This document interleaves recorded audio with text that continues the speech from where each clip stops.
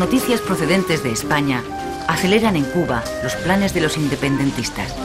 Y el 10 de octubre, 2 días después de la formación del gobierno del general Serrano, estalla en Yara, en la zona oriental de la isla, una sublevación. La encabeza Manuel Céspedes, quien promete a sus partidarios la independencia y la abolición de la esclavitud. De las colonias que aún conserva España, Cuba, Puerto Rico y Filipinas, Cuba es la más próspera y la mejor situada estratégicamente. Dedicada al cultivo del café, tabaco y sobre todo azúcar, es un importante mercado para las exportaciones de la península. En la isla vive 1,5 millones de personas. De ellas, el 40% son de raza negra, mayoritariamente esclavos, que trabajan en los ingenios azucareros que hacen de la isla la mayor productora de azúcar del mundo.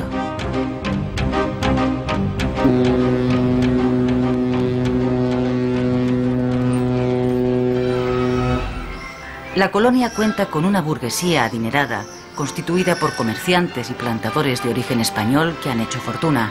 Se sienten españoles, están representados por la Liga Nacional y controlan la vida política y económica de la isla. No desean ningún cambio en la colonia y acogen con extraordinario recelo los cambios que se están produciendo en España.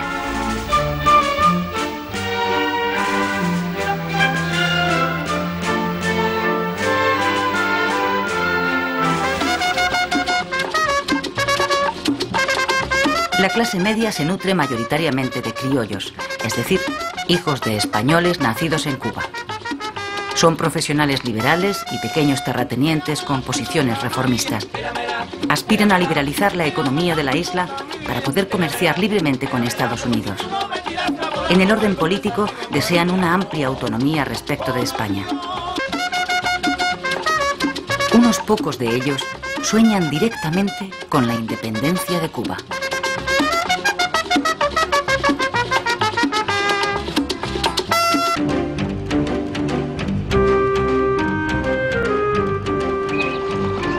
En Cuba, la sublevación independentista de Yara se ha consolidado en la zona oriental, la más pobre y agreste de la isla. Allí abundan los pequeños propietarios que, al sumarse a la rebelión, liberan a sus esclavos para atraerlos a su causa. De ese modo consiguen reclutar en poco tiempo un ejército de 10.000 hombres, los llamados mambises, que hostigan incesantemente a los españoles con acciones de guerrilla. ¡Sargento! ¡Sargento! ¡Los mambises están llegando! ¡Corneta, toca llamada general!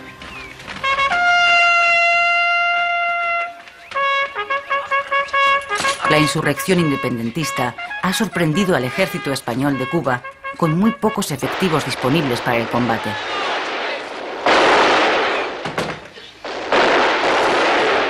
Solo 8.000 soldados de los 27.000 que hay en la isla están en buenas condiciones de salud. Los demás están fuera de servicio, víctimas de distintas enfermedades tropicales.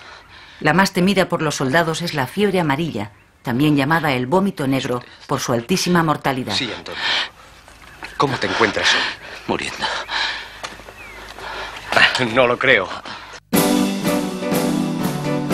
Para hacer frente a las necesidades de la guerra de Cuba, el gobierno se ve en la necesidad de llamar a filas a 25.000 jóvenes, desoyendo así el clamor popular que había acompañado la revolución del 68. ¡Abajo las quintas! Se llama reclutamiento de quintas al sorteo que se realiza para elegir entre los mozos útiles una quinta parte de ellos. Estos son los llamados a filas.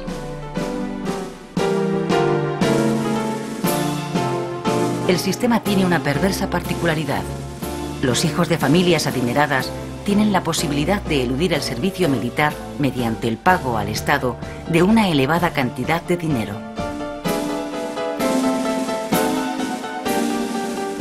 El resultado es que solo cumplen con la patria quienes no pueden pagar la redención en metálico. Por este motivo, las llamadas a quintas suelen ir acompañadas de motines populares. 200.000 soldados españoles cruzarán el Atlántico durante los 10 años que va a durar la Guerra de Cuba. Terminada la guerra carlista, acabar con la guerra de Cuba es el gran objetivo del gobierno de Cánovas. Con esa intención decide el envío de más soldados y nombra capitán general de la isla al general Martínez Campos. Después de 10 años de guerra y con casi 60.000 soldados muertos, Martínez Campos logra convencer a los rebeldes para que acepten la paz a cambio de una amplia amnistía, reformas políticas y la abolición de la esclavitud. La paz se firma en Zanjón en 1878.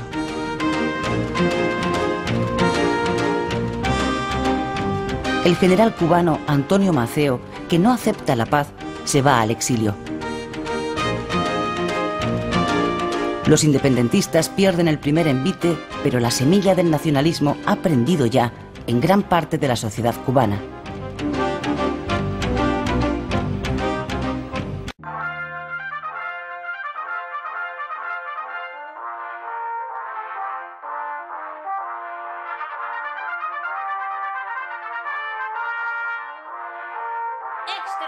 ¡Extra! Estados Unidos declara la guerra a España. Léalo en la edición especial del Mundo. 25 de abril de 1898. El objetivo de Estados Unidos, al declarar la guerra a España, es expulsarla de Cuba y hacerse con el control de sus colonias en el Caribe y Filipinas.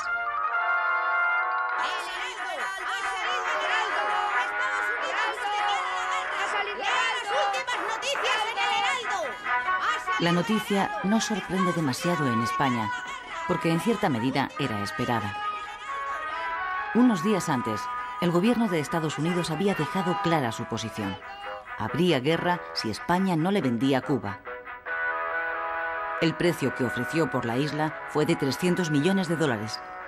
El gobierno español, aún siendo consciente de la desigualdad de fuerzas y habiendo hecho hasta entonces lo posible por evitar la guerra, declinó la oferta.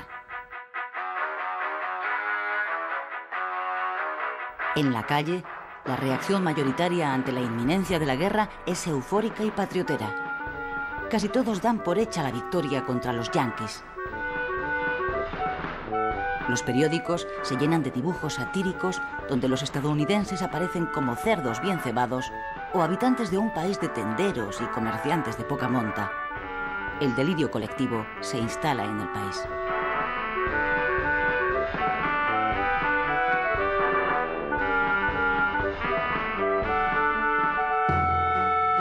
La realidad es muy diferente. Estados Unidos, como potencia emergente que es, lleva varios años renovando su flota y construyendo acorazados como este, el Olympia, que todavía hoy se conserva atracado en Filadelfia. El gobierno se dispone a llevar a la práctica la doctrina que el presidente Monroe puso en marcha a comienzos de siglo: América para los americanos.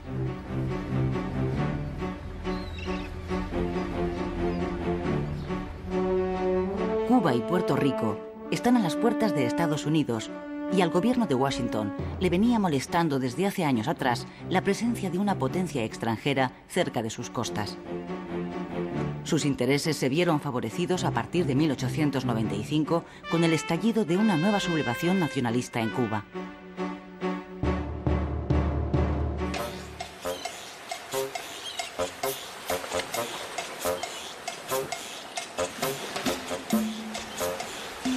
Fue en febrero de 1895 cuando los líderes de la sublevación, el poeta José Martí y los generales Máximo Gómez y Antonio Maceo, desembarcaron en la isla.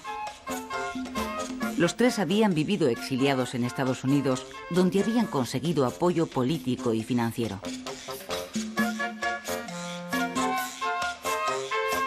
José Martí, hijo de padres españoles, nacido en Cuba, es el fundador del Partido Revolucionario Cubano, que será el motor de esta nueva guerra por la independencia de Cuba.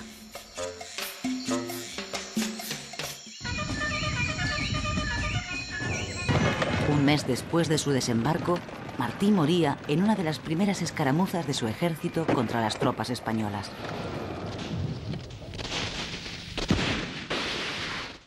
¡Candela, coño! ¡Candela!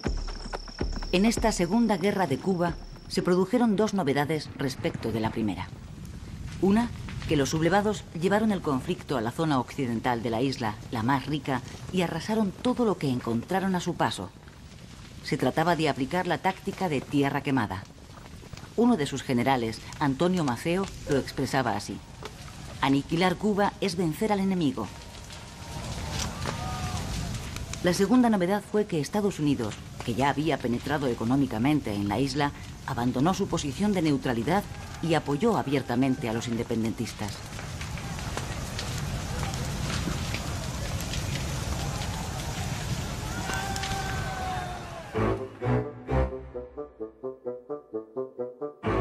El estallido de la guerra en Cuba produjo efectos inmediatos en la política española.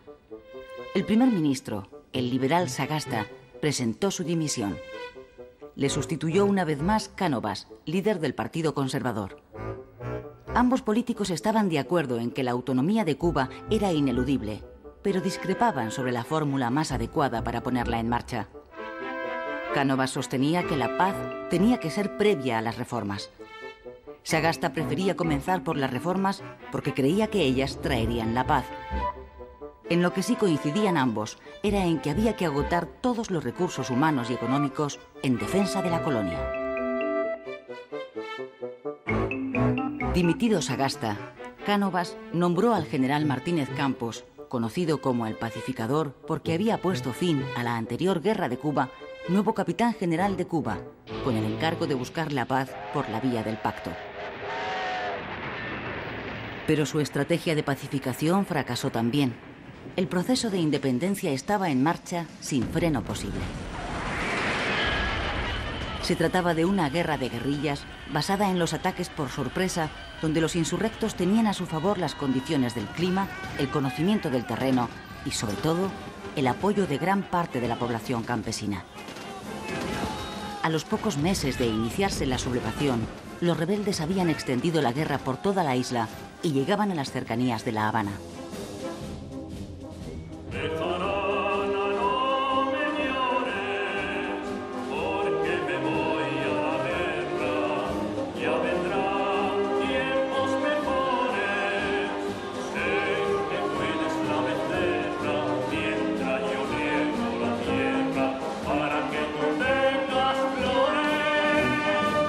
Miles de soldados españoles fueron enviados a Cuba. Las despedidas se convirtieron en manifestaciones de entusiasmo en medio de un clima de euforia nacionalista. Hasta 200.000 reclutas llegarían a salir de los puertos españoles con destino a la isla. Todos ellos tenían en común su origen humilde. A la guerra solo iban los pobres, los que no podían pagar los 9 euros, 1.500 pesetas de entonces, que costaba librarse del servicio militar. 50.000 de ellos morirían en Cuba.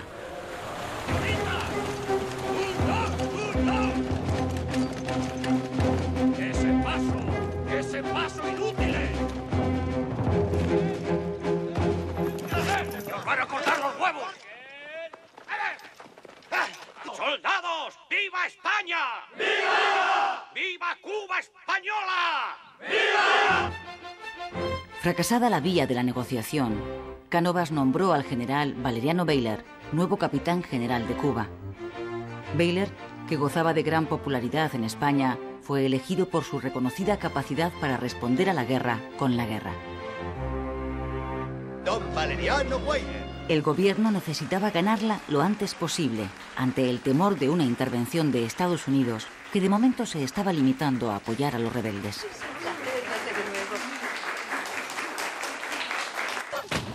El general Bayler dio un giro radical a la estrategia mantenida hasta entonces. Con el propósito de aislar a los independentistas de su soporte social, los campesinos que les facilitan información, alimentos y apoyos, ordenó a la población rural que se concentrara en poblados controlados por las fuerzas españolas. Además, reforzó las trochas ya utilizadas en la Primera Guerra de Cuba, aunque con poco éxito. Estas son las truchas, o sea, caminos desbrozados y bordeados de fortines. El planteamiento estratégico es sencillo. Si se corta la isla por estas trochas, se divide en compartimentos estancos. Se aíslan las rebeliones parciales y, con una fuerza reducida, se puede proceder a la limpieza de cada sector. impidiendo que entre ellos se comuniquen. ¡Caballería! La nueva estrategia de Baylor cambió el signo de la guerra. Después de haber ocupado prácticamente toda la isla, los insurrectos fueron reducidos de nuevo a la parte oriental. Varios de sus líderes murieron o fueron detenidos. Sin embargo, su política de concentración de la población rural, cerca de 400.000 personas, le pasó una enorme factura. La falta de alimentos y la proliferación de enfermedades causaron entre los campesinos una elevadísima mortandad. Los periódicos norteamericanos, especialmente los sensacionalistas, que ya estaban embarcados en una campaña de propaganda contra España, encontraron sus mejores argumentos en las medidas de Baylor, al que describieron como un militar sanguinario responsable de todas esas muertes y de atroces campos de concentración.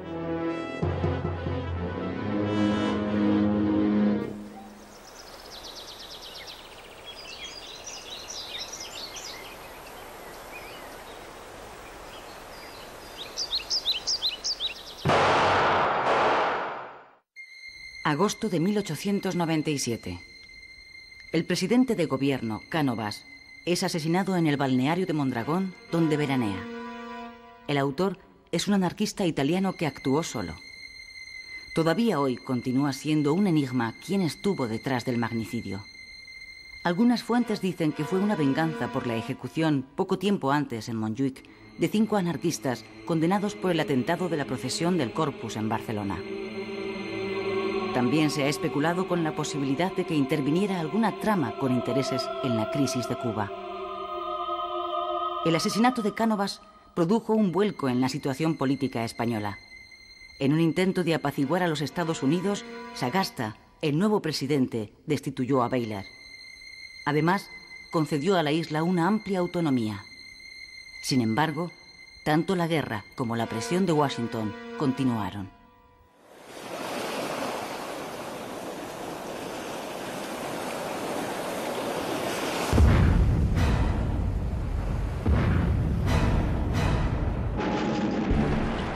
La explosión del acorazado norteamericano Maine en el puerto de La Habana, donde murieron más de 250 tripulantes, aceleró los acontecimientos. El buque había llegado unos días antes para proteger los intereses de Estados Unidos en la isla.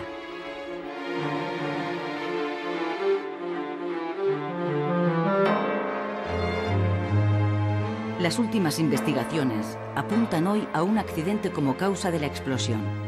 Pero la reacción de la opinión pública norteamericana fue unánime. Se acusó a España de sabotaje. La prensa exigió represalias a su gobierno e incluso ofreció una recompensa a quien descubriera a los autores, por supuesto españoles, de la tragedia. A España ya le resultaba casi imposible evitar la guerra. El gobierno ordenó entonces a una parte de la escuadra española partir hacia Cuba para reforzar su protección. Otra parte la envió a Filipinas. Esta es la única imagen que conservamos de uno de nuestros acorazados, el Vizcaya.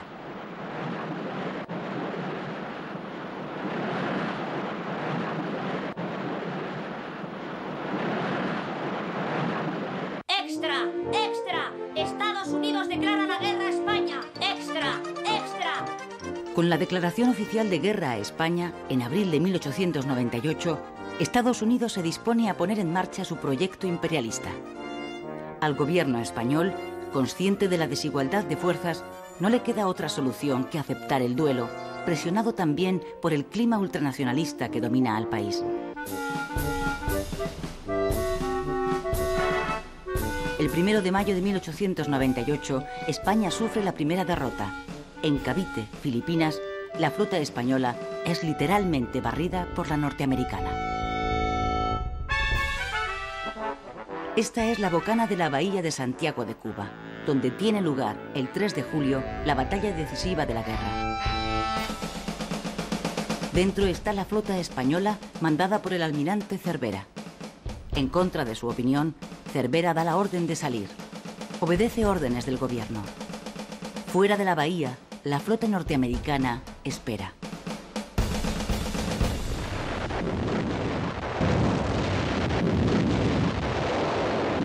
Tras 4 horas de combate, la escuadra española sufre una derrota aplastante. Sus 7 barcos son hundidos o apresados. Mueren 350 marineros españoles, norteamericanos 1.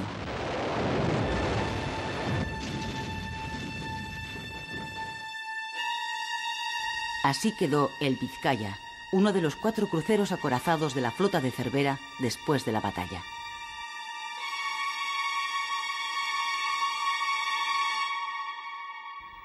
Tras la derrota, el desastre se precipita.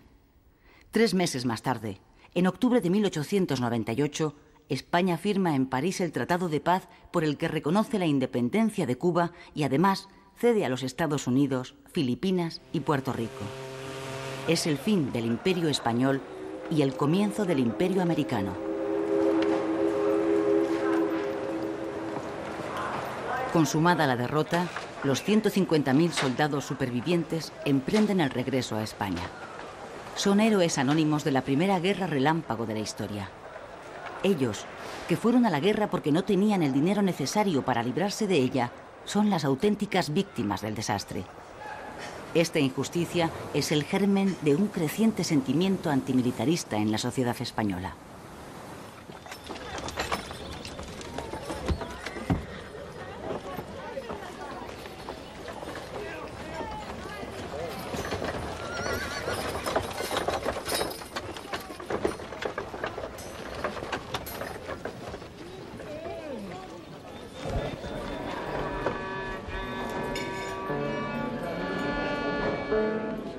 Después del desastre, como pasó a llamarse la fulminante derrota, el ánimo de los españoles cae abruptamente desde el entusiasmo al pesimismo y la frustración. A las tertulias de los cafés llega una palabra que empieza a ponerse de moda: regeneración. Los regeneracionistas, intelectuales encabezados por Joaquín Costa, aspiran a resolver los males de la patria aplicando una política quirúrgica que acabe de una vez con la oligarquía y el caciquismo.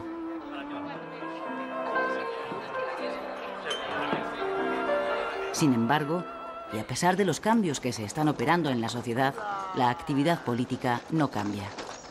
Aparentemente, el desastre no pasa factura. La alternancia en el poder continúa. Los liberales dejan paso a los conservadores. En ese tiempo, aparece en la escena pública nacional un puñado de intelectuales que más adelante serán conocidos como la generación del 98, que comparten un sentimiento: el dolor de España.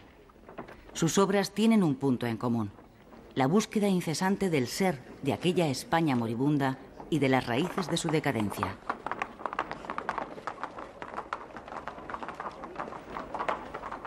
A la generación del 98 pertenecen escritores y pensadores de la talla de Unamuno, Baroja, Maeztu, Machado, Valle Inclán o Azorín.